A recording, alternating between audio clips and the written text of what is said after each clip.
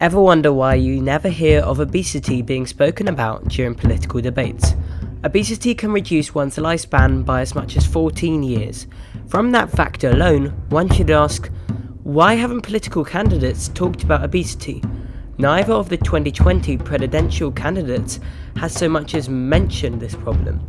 You'll hear politicians talking about issues such as healthcare, school meals, and marijuana, but no one is talking about the obesity epidemic in America. Shouldn't politicians in favour of increasing healthcare coverage talk about an issue that's placed an enormous cost on the nation? The reason this issue doesn't get mentioned is actually quite simple. It's not a political issue at this point. No candidate thinks if he or she brings this issue up, it will help them election-wise. In fact, it can possibly alienate potential voters who are overweight. You see, for a topic to be addressed by the candidates, it needs to have a strong support, either by lots of regular people or a few key influential people. It usually also has opposition. Obesity is not polarising, nobody wants to promote it. Fighting it can also create lots of division. Whether you're right or left wing, you can be against obesity and against a sugar tax. If someone were to find a way to cure the obesity epidemic at no cost to taxpayers, all candidates would get behind that movement. You can't really legislate obesity. Come on, what are you going to do? Arrest people for eating too much? You can maybe provide less expensive doctor visits, but that's already touching on a hot political issue. The 2020 candidates have a lot of other important stuff to deal with, and the issue of obesity has been widely known for years. There will be no point in speaking about it. Although it'll annoy the body positive people, it's worth saying again that the obesity can take up to 14 years of your life. But this doesn't matter to the current presidential candidates, or any other politicians for that matter, as most of these politicians probably have shares in the sugar industry. We've heard of such issues as the end of personal privacy, for example, but I'm going to mention a few things you probably have not thought of. First off, this entire civilization is about to take a horrific punch in the gut. Yet, in spite of the numerous warnings, most will be caught with their pants down. The upcoming food shortage is an example of this. When the you-know-what hits the fan, the majority will be unprepared. By the way, the chaos caused by these idiots participating in these engineered riots are nothing in comparison to the upcoming starvation riots. People in the so-called third world know how to handle a lack of food, but over here in the West, not so much. A lack of food can turn the most advanced society into something like the Mad Max movie. I'm talking about the original Mad Max, not that recent garbage remix, by the way. Prostitution will be in the open. In other words, renting a prostitution will be like renting a bowling alley. Given the lack of intimacy in the USA, there will be a level of prostitution that will make Amsterdam look like Disneyland. Then again, the Western media teaches women and young girls to get all the money they can from men. I guess what I'm saying is, aren't we already at this point? Marriage has been virtually eliminated by insane divorce laws, and it has been reduced to a business. Oh, it gets even better. High-tech virtual reality porn and sex bots will be the new norm. Why go on some garbage online dating site such as Tinder.com, and that site is garbage even by online dating standards, when you can throw on some virtual reality glasses and meet up with your ideal mate? As for the sex robot, well, let's keep this PG rated. Sex between two actual people will go with the VCR. No better, yet better max.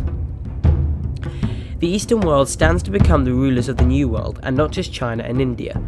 Other nations will dominate the global economy as well. Countries on the continent of Africa will begin to make waves on the world stage. Interest is growing on all these places while the West continues to go down the toilet, as our kids are mentally poisoned by Cardi B's vulgar, non-talent song, WAP. In fact, these kids are probably listening to that song with their parents. Pathetic. Not all non-Western countries will make it to greater heights. Globalism is a virus that will destroy many up-and-comers on this planet. Rich cultures in some Eastern European, Asian and African countries, for example, are taking in degenerate Western culture, not the older, once powerful Western culture. Singapore is extremely westernized now. South Korea is becoming westernized, and Japan. Fast food is essentially global. Obesity is becoming the new normal. Singapore has suffered the most from globalism, it seems. The laws will begin to change. California's recent passing of Bill SB 145 will be the new normal for the victims of globalism. Read up on that bill when you get bored. Increase in blindness, and this was discussed as early as 2004, will happen due to the surge of computer-based work and the increasing addiction to the smartphone. Watching a computer screen for 9 or more hours a day is linked to a progressive eye disease that can cause someone to go blind without treatment. The human eyeball is now forced to readjust itself to better adapt to this new lifestyle. Glasses, contacts, or even transhumanist-like technologies will be a necessity to deal with this loss in vision.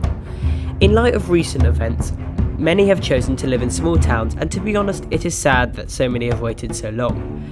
Most people see things only getting worse for them if they stay in these liberal, progressive, infested cities.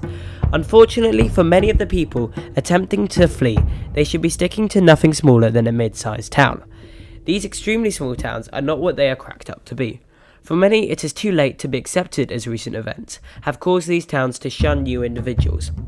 Once again, it is truly rural America I speak of, and trust me, you do not want to go through what is coming, as not even a single neighbour will even speak to you. If you go to the most rural town, you can expect for it to take a year or two to be truly accepted into the community, and that is actually pretty fast. A few decades ago, it would have been much easier to relocate and become integrated into the smaller town and communities away from the cities, but most folk these days are apprehensive of strangers, and rightly so, especially if these strangers speak differently. People in general cannot be trusted these days. Until one has spent a lot of time and personal involvement with those new neighbours, you just don't know. You can have neighbours that seem oh so friendly and neighbourly on the surface, hang out with them and having dealings with them for decades, but you can never put a trust in them. They would sell you out at first sign of the trouble that comes. If they know you have a food stockpiles and other preparations, you may be in for some real problems. If a travelling gang comes along and comes to their door, they would gladly tell them to go to your house because you have lots of food and other preparations. Seriously, people, these people exist in every town and community in America. Do or a few not expose yourself and your family to these questionable people by telling them anything about yourself.